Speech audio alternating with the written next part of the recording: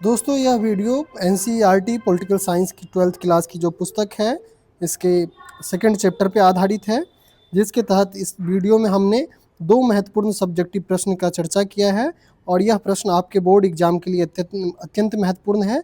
आप इसे अपने एग्जाम में लिख सकते हैं जिससे कि आपको फुल मार्क्स मिलेंगे। तो आइए दोनों ही महत्वपूर्ण प्रश्न की चर्चा करते हैं।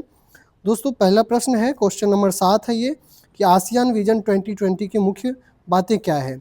तो दोस्तों आसियान विजन 20 जैसे कि हम सब जानते हैं कि आसियान की स्थापना 1967 में हुआ था और इसमें वर्तमान समय में कुल 10 देश हैं और इसके 5 संस्थापक देश हैं। आसियान के ऊपर मैं वीडियो बना चुका हूं, आप उस वीडियो को देख सकते हैं। तो आइए अभी इस प्रश्न की चर्चा करते हैं। फिलहाल तो आसियान विजन 2020 की अगर बात करें तो आसियान के सदस्य देशों ने 97 में अपनी स्थापना की 30वीं वर्षगांठ पर विजन 2020 को अपनाया था और इसका मुख्य उद्देश्य आसियान को एक गतिशील और विकसित समुदाय बनाना था। अब अगर हम इसकी मुख्य बातों को देखें तो जो सबसे पहला था कि बहुमुखी भूमिका, जो विजन 2020 में आसियान समुदाय में आसियान की एक बहुमुखी भूमिका को प्राथमिकता दी गई थी और इसका अर्थ है कि आसियान केवल अपने क्षेत्र तक सीमित न होकर के वैश्विक मामले में भी सक्रिय रहेगा। जो सेकंड चीज़ ये थी कि विवादों का शांतिपूर्ण समाधान। आसियान ने इस बात पर जोर दिया था कि क्षेत्र के सभी विवाद और संघर्ष को सैन्य बल के बजाय बातचीत और कूटनीति के जरिए सुलझाया जाना चाहिए। जो थर्ड चीज़ें थी कि मध्यस्थता की नीति। आसियान ने कंबोडिया के संकट को समाप्त करने और पूर्वी तिमोर के संकट को संभालने में सफलतापूर्वक मध्यस्थता की भूमिका निभाई थी और विजन 2020 इस तरह की शांति स्थापना की भूमिका को और मजबूत करने की बात करता है। जो फोर्थ चीज़ें हैं, क्षेत्रीय सुरक्षा। इसका लक्ष्य जो था वो दक्षिण पूर्वी एशिया में शांति, स्थिरता और सुरक्षा का माहौल बनाए रखना ताकि विकास बिना किसी बाधा के हो सके। नियमित संवाद और बैठक की बात की गई थी। विजन 2020 के तहत सदस्य देश और अन्य संबंधित देश जो डायलॉग पार्टनर देश हैं जैसे कि भारत और चीन नियमित रूप से वार्षिक बैठक करते हैं ताकि सहयोग और समन्वय बना रहे।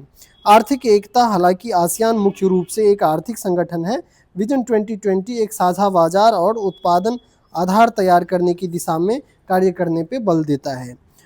इसके बाद में दोस्तों इस प्रश्न के अगर निष्कर्ष को देखें तो आसियान विजन 2020 केवल सदस्य देश के आर्थिक विकास तक सीमित नहीं है, बल्कि यह इस पूरे क्षेत्र को विश्व राजनीति में एक प्रभावशाली शांतिपूर्ण इकाई के रूप में स्थापित करने का एक रोड मैप है। दोस्तों यह अत्यंत आवश्यक प्रश्न है और ये प्रश्न कई बार एग्जाम में पूछे जा चुके हैं और आगे भी संभावना है कि ये प्रश्न आपके एग्जाम में पूछे जाएं। तो आइए और एक नेक्स्ट प्रश्न को देखते हैं जो प्रश्न नंबर 8 है। ये भी आसियान से संबंधित ही है, इसलिए हम इसी वीडियो में इसको कवर कर लेते हैं।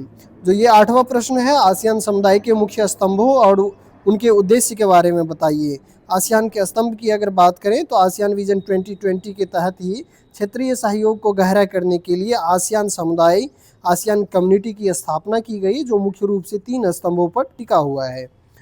तो दोस्तों अगर इसके 3 स्तंभ की बात करें तो आसियान राजनीतिक सुरक्षा समुदाय पहला स्तंभ है। इसका जो उद्देश्य है वो दक्षिण पूर्वी एशिया में शांति, स्थिरता और सुरक्षा को सुनिश्चित करना।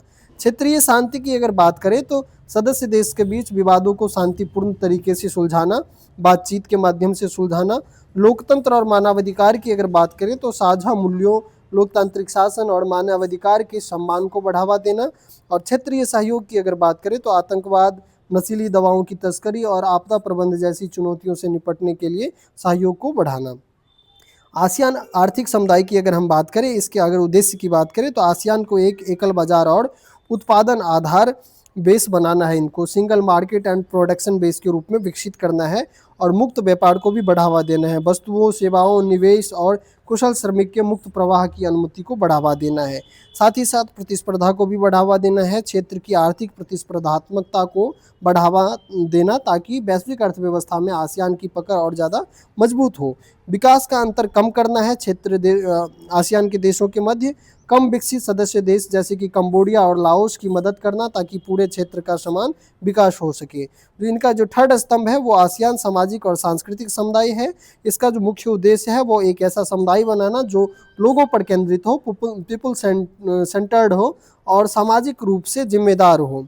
और मानव विकास को बढ़ावा देना इसका काम है। शिक्षा, प्रशिक्षण और कौशल विकास के माध्यम से लोगों को जीवन स्तर में सुधार लाना, सामाजिक सुरक्षा को बढ़ावा देना, गरीबी और कमजोर वर्ग के लिए सामाजिक सुरक्षा जाल जो सोशल सेफ्टी नेट को तैयार करना है, और साथ ही साथ इनका जो लक्ष्य है वो पर्यावरण संरक्षण को बढ़ावा देना है, सतत विकास और प्राकृतिक संसाधनों के संरक्षण के लिए मिलकर काम करना है। सांस्कृतिक पहचान को बढ़ावा देना है, एक पहचान एक दृष्टि जो वन आइडेंटिटी वन विजन की भावना को बढ़ावा देने की बात किया जाता है।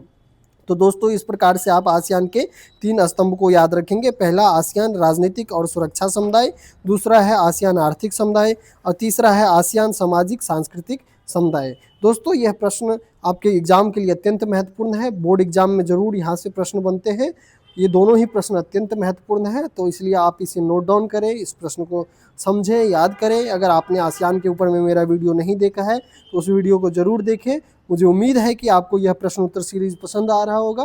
कृपया चैनल को सब्सक्राइब करें और वीडियो को ज़रूर अपने दोस्तों के साथ शेयर करें, ताकि मैं और अधिक से अधिक वीडियो बना करके आपके लिए लाऊं। धन्यवाद।